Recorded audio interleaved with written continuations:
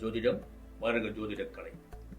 மிருக சீர்ஷ நட்சத்திர நேயர்களே, நீங்க ரிஷப ராசியா வருவீங்க, மிதுன ராசியா வருவீங்க. நீங்க மிதுன ராசியா இருக்கலாம், ரிஷப ராசியா இருக்கலாம். ஆனால் நீங்கள் மிருக சீர்ஷ நட்சத்திரமா? அப்ப நீங்க என்ன செய்யணும் அப்படின்னா, வாழைப்பழம் எல்லாத்தையும் கிடைக்குது. ஒரு பெட்டிக்கல்ல விற்கிறாங்க, மளிகைக்கல்ல விற்கிறாங்க, காய்கறில விற்கிறாங்க. காலைல பரப்புறீங்க, டக்குன்னு வீட்டுல சொல்லிட்டு, நல்ல வீட்டுல உங்க சாமி இருக்குல்ல, சாமியெல்லாம் கும்பிட்டுட்டு 2 வாழைப்பழம் முதலே வாங்கி வச்சிருங்க. வீட்டுல வாங்கிட்டு காலைல சாப்பிட்டுட்டு போங்க. கண்டிப்பாக உங்களுக்கு பணம் சேரும்.